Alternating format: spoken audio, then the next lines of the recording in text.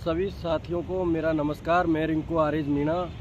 साथियों, आप लोगों को सबसे पहले तो किसी भी चीज़ की चिंता करने की कोई आवश्यकता नहीं है और किसी भी चीज़ की आप लोगों को कोई भी शंका करने की आवश्यकता नहीं है।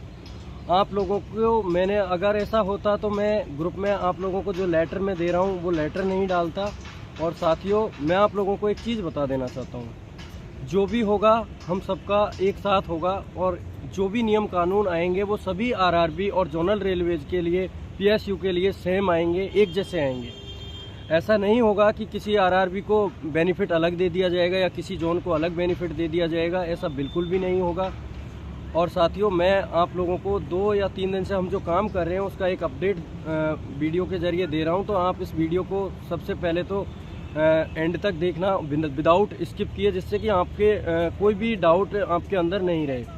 तो साथियों, मैं आप लोगों से एक ही चीज़ ये कहना चाहता हूँ, स्पष्ट रूप से आप ये समझ लीजिए कि जैसे आज सुबह मैं उठा और उठने के बाद में ईडी आरआरबी से मुझे मिलना था, उसके लिए मैं आया। तो मैं जैसे ही यहाँ 10 बजे आके पहुँचा तो उससे पहले मैंने माननीय मेघवाल जी, कैबिनेट मंत्री, राज्य मंत्री भारत सरकार, उनके पीएस को, मुकेश जी को कॉल किया। तो उन्होंने बोला कि साहब यहीं पे हैं, आप बंगले पे आ जाइए, कोठी पे आ जाइए। तो मैं साहब की कोठी पे गया। कोठी पे जाने से पहले मैंने सोचा कि कुछ साहब को गिफ्ट भी दिया जाए हल्का फुल्का। तो मैं उनके लिए एक सर्दी का बहुत ही अच्छा सा मफलर था, तो मैं उनके लिए एक मफलर लेके गया। और वो भी सडनली मेरे को क्या है कि निर्माण नगर मेट्रो स्टेशन के पास यहीं पे एक मेरा फ्रेंड है वो मिल गया था, तो उसके साथ में मैं यहाँ पे मार्केट गया। पास से ही हम मफलर लेके मैं आया साहब के लिए। और मैं जब साहब के वहाँ पे पहुँचा तो साहब की कोठी पे बहुत लोग थे, साहब से मिलने वाले और भी वहाँ पे लोग थे। तो जब मैं साहब से मिला तो साहब से मैंने कहा, साहब मुझे थोड़ा सा समय चाहिए क्योंकि चीज़ों को आपको समझना भी है तभी। तो उन्होंने कहा कि आपका काम हो तो रहा है। मैंने कहा, साहब हमारा काम हो रहा है, बट मैं आपसे एक निवेदन करना चाहता हूँ कि एक तो हमारे लेटर को आए हुए आज 1 महीना हो गया है। 7 तारीख का लेटर आया है और 19 तारीख तक डिमांड जानी थी, लेकिन कुछ जोनल रेलवेज ने तो अभी तक डिमांड भी नहीं भेजी। इतना स्लो प्रोसेस चल रहा है सर, इस तरीके से सभी बच्चे हताश हैं तथा कुछ जोन और बोर्ड अपनी मनमानी कर रहे हैं। और हमारे सुनने में आया है कि जो एडिशनल डिमांड और रिप्लेसमेंट की जो डिमांड मंगाई जा रही है उसमें से प्रमोशन कोटा वाले लोगों को हमारी सीटें दी जा रही हैं। तो सर ने कहा, ऐसा ना तो बिल्कुल हो रहा है, ना होने देंगे। आप लोगों का हक है, आप मेडिकल फिट हो और आप सभी लोगों को प्रतीक्षा करते हुए बहुत लंबा समय हो गया है इन सब चीज़ों को देखते हुए। मैंने आप जब पिछली 21 तारीख को आप मुझे जो मेमोरेंडम आपका दे के गए थे, उस मेमोरेंडम को लेके और मैंने अधिकारियों से भी बात की, दोनों ईडी से बात की है, तो आपका डाइवर्जन और मल्टी स्किल दोनों ही आपका होगा। और उस चीज़ के लिए मेरी अधिकारियों से ऑलरेडी बात हो चुकी है। और जितने भी आरआरबी में जो पहले पैनल आए हैं उन पर रिप्लेसमेंट पैनल भी आएंगे। तो आपको बिल्कुल निश्चिंत रहने की, मीणा जी आप जाइए, आप बिल्कुल निश्चिंत रहिए, आप लोगों का काम हो रहा है। मैंने कहा, सर मैं आश्वासन नहीं सर, हमें एक तरीके से ये है कि हमें लिखित में कुछ मिल जाए या जो भी है। और उन्होंने स्पष्ट रूप से फिर मुझे बताया कि देखिए, इस जो 6 महीने की डिमांड बढ़ाई जा रही है, ये डिमांड बढ़ाने के बाद में भी आपके 10-12% लड़के फिर भी छूट जाएंगे। तो उस चीज़ के लिए हम लोग आपके लिए जो फरवरी में वित्तीय जो बजट सत्र होगा उसमें आपके लिए हम वित्तीय स्वीकृति के लिए, रेल मंत्री जी ने बोला है कि जो बच्चे लोग हैं सभी मेडिकल फिट, उनको ज्वाइनिंग दी जा सके, उसके लिए एक वित्तीय स्वीकृति लेनी होती है वित्त मंत्रालय की। क्योंकि जो हमारी सैलरी आती है कहीं ना कहीं मुझे उससे रिलेटेड लगा। देखो, मैं भी ज़्यादा इस विषय में नहीं समझता हूँ, लेकिन साहब ने जब मुझे बताया कि 100% स्टैंड बाई क्लियर करने के लिए फरवरी में वित्तीय स्वीकृति ली जाएगी, तब तक आप लोगों का जो ये वर्क चल रहा है उस पर वर्क चलेगा और आपका जो स्टैंड बाई है वो कुछ और क्लियर हो जाएगा। लेकिन आप लोगों में से एक भी stand by medical fit candidate किसी भी आरआरबी में नहीं छूटेगा, ऐसा प्रावधान किया जा रहा है, ऐसी व्यवस्थाएं बनाई जा रही हैं। आप लोग बिल्कुल निश्चिंत रहिए, हम आपके साथ हैं। सर ने मुझे ये आश्वासन दिया। और साथ ही जब मैंने सर को चीज़ें बताई कि कुछ जोनल रेलवेज में एसटी एससी के छात्रों के साथ में इस तरीके की समस्या हो रही है, कुछ जोन ऐसे हैं जहाँ पे 0 डिमांड गई थी सर पहले, अभी भी वहाँ पे लड़के शंका में हैं, इस चीज़ के अधीन उस चीज़ में है कि कहीं ना कहीं फिर से 0 डिमांड या कम डिमांड जाएगी, जिसकी वजह से उनको परेशानी होगी।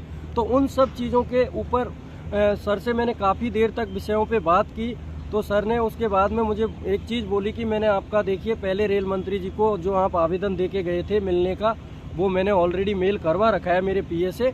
आप बैठकर और मेरे पीए से एक बार दोबारा से एक चिट्ठी आप लिखिए और उसमें आप रेल मंत्री जी को मिलने के लिए निवेदन लिखिए। मैं आपकी चिट्ठी दोबारा से रेल मंत्री जी तक पहुंचाता हूं। तो मैंने साथियों दोबारा से एक पत्र खुद ने लिखा। लिखने के बाद में उसमें मैंने हमारे 15 लोगों के मैंने नाम लिखे हैं जो रेल मंत्री जी से शीघ्र ही मिलेंगे।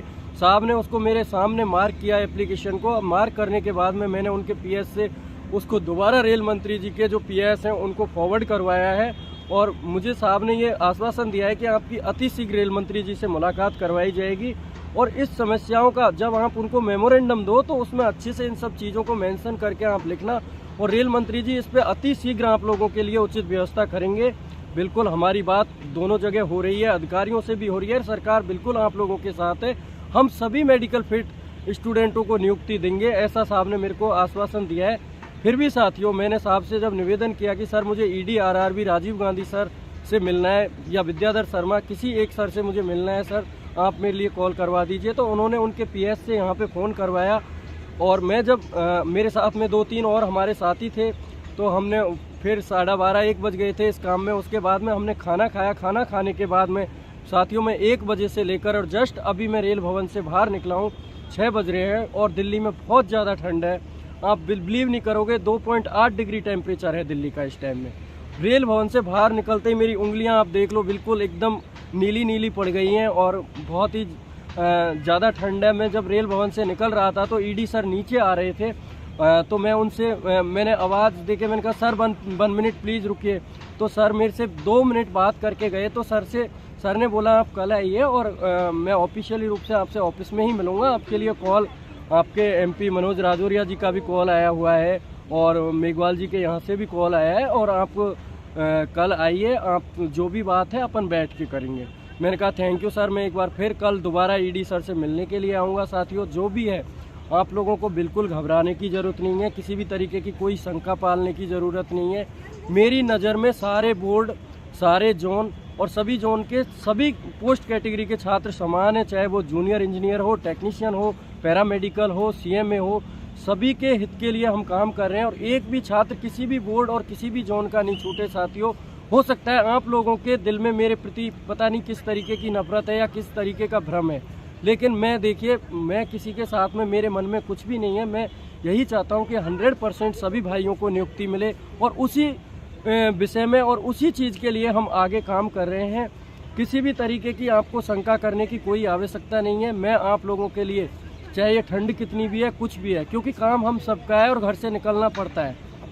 और साथियों हम इस काम में बिल्कुल लगे हुए हैं और रेल मंत्री जी से देखिए जब हमारा ऑफिशियली अनाउंसमेंट होगा तो हम उनको हमारी जो बची हुई जो समस्याएं हैं, बची हुई हमारी जो बातें हैं वो हम उनको बताएंगे। आप लोगों को बिल्कुल घबराने की ज़रूरत नहीं है। मैंने साहब को भी ये चीज़ें बताई कि हमारे ST-SC वाले लड़कों की डिमांड कम आ रही है।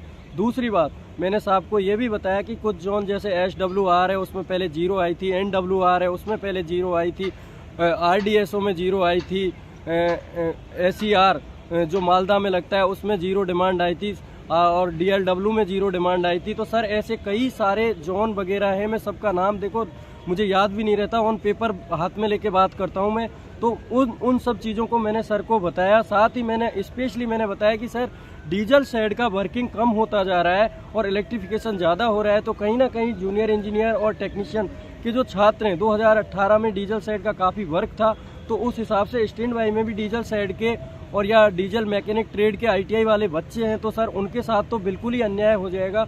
तो सर ने मुझे एक चीज़ बोली कि किसी के साथ कोई अन्याय नहीं होने देंगे और सभी का 100% जो स्टैंड बाई है वो हम क्लियर करवाएंगे।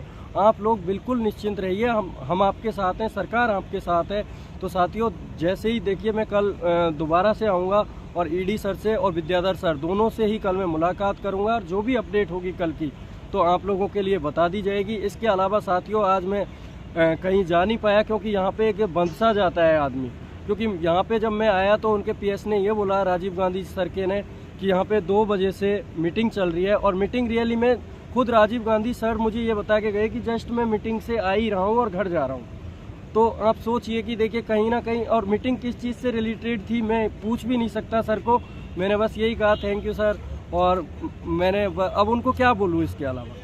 और साथियों, आप लोगों को किसी भी तरीके की किसी डर की, शंका की, किसी चीज़ की आपको ज़रूरत नहीं है, क्योंकि हम लोग इस काम में लगे हुए हैं और मालिक हमें ज़रूर इस काम के लिए सक्सेस करेगा। आप सभी साथियों का प्यार मुझे मिल रहा है बहुत अच्छा, साथ ही आप लोगों का सहयोग भी मिल रहा है, जिससे कि मैं दिल्ली में यहाँ पे स्टे भी किया हुआ हूँ सब कुछ, और मुझे सारी व्यवस्थाएं मिल रही हैं। तो साथियों, मैं तो आप लोगों से सिर्फ यही कहूँगा कि आप आराम से इंतज़ार करिए। दिन भर आप लोग फ़ोन करते हैं, मैं किसी का फ़ोन उठा पाता हूँ, किसी का फ़ोन नहीं उठा पाता हूँ, लेकिन मुझे सारी चीज़ें और बातें आप लोगों की याद है कि मुझे ईडी सर से मिलकर क्या क्या बातें करनी है, क्या क्या उनको मुझे बताना है, और उन सब चीज़ को मैं बिल्कुल एक नोट किया हुआ है मैंने, और उन विषय पे ही मैं बात करूँगा। तो आप लोगों को निश्चिंत रहना है। दूसरी बात, आप लोगों को अपडेट के लिए पर्सनली ऐसे परेशान नहीं होना है। आपको यूट्यूब वीडियो के जरिए समय समय पे अपडेट जो भी होगी जेन्युइन अपडेट दूंगा, एक भी पॉइंट, एक भी चीज़ झूठ नहीं बोलूँगा। मैं उन लोगों में से नहीं हूँ कि सिर्फ अपनी तारीफ के लिए और इन सब चीज़ के लिए मैं ये बोल दूँ कि 100% स्टैंड बाई क्लियर होगी, क्योंकि जब खुद राज्य मंत्री मेघवाल जी ये बोल रहे हैं कि 10 से 12% छात्र बच जाएंगे, तो मैं कैसे कह दूं कि हर जोनल रेलवे में 100% क्लियर हो जाएंगे? नहीं होंगे साथियों। और आप लोग समझ रहे हो, चीज़ें छुपाने से और इनसे देखो चीज़ें बिगड़ेंगी। हम सबको साथ रहना है और बिल्कुल हम लोगों को इसमें लगे रहना है। तो साथियों, मैं तो आप लोगों से यही कहूँगा कि आप बिल्कुल निश्चिंत रहें। मैं आप लोगों के लिए एंड ऑफ पीक तक, लास्ट तक आप लोगों के साथ जुड़ा हुआ हूँ, और आप लोगों को जो भी जानकारी होगी, अपडेट होगी, यूट्यूब वीडियो के ज़रिए दे दी जाएगी। साथियों, आप लोगों को इस चैनल को लाइक करना है, सब्सक्राइब करना है, और आपको शेयर करना है, ताकि सभी साथियों को समय समय पे अपडेट मिलता रहे। धन्यवाद साथियों। जय हिंद, जय भारत। बहुत ज़्यादा सर्दी का समय, अब मैं भी निकलता हूँ। धन्यवाद साथियों।